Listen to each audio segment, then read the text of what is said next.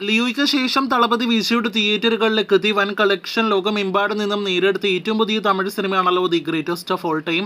വെങ്കട്ടപ്രഭുവിന്റെ സംവിധാനത്തിൽ വിജയ് നായകനെത്തിയ വിജയ് വ്യത്യസ്ത റോളുകളിലെത്തിയ അതിലുപരി ഒരുപാട് താരനിര ഭാഗമായ ഗോട്ടിന്റെ ഒഫീഷ്യൽ OTT പ്രഖ്യാപനം ഇന്ന് നെറ്റ്ഫ്ലിക്സിന്റെ ഭാഗത്ത് നിന്ന് പുറത്തു വന്നിരിക്കുകയാണ്. അത് പ്രകാരം ഈ ആഴ്ച തന്നെ the greatest of all time OTT release ചെയ്യുകയാണ്. ഒക്ടോബർ 3-ാം തീയതി മറ്റന്നാളാണ് ഗോട്ട് നെറ്റ്ഫ്ലിക്സിൽ OTT റിലീസ് ചെയ്യുന്നത്.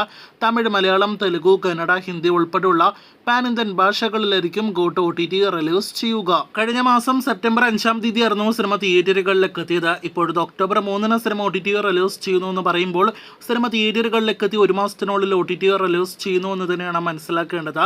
വൻ തുകയ്ക്കായിരുന്നു നെറ്റ്ഫ്ലിക്സ് സിനിമയുടെ OTT അവകാശങ്ങൾ സ്വന്തമാക്കിയത്.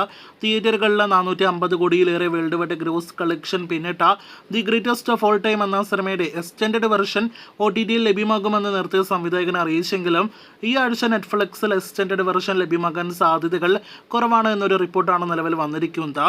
എന്തായാലും മറ്റന്നാൾ ഗോട്ട് OTT റിലീസ് ചെയ്യുകയാണ്. കഴിഞ്ഞ ആഴ്ച സിനിമയുടെ HD പതിപ്പ് ലീക്കാക്കപ്പെട്ടിരുന്നു. ഇപ്പോഴത്തെ സിനിമയുടെ യഥാർത്ഥ OTT പതിപ്പിനായിട്ട് നമുക്ക് കാത്തിരിക്കാം. കൂടുതൽ ഇതുപോലുള്ള OTT അപ്ഡേറ്റുകൾ കേട്ട് പ്രേക്ഷകർ കാത്തിരിക്കൂ.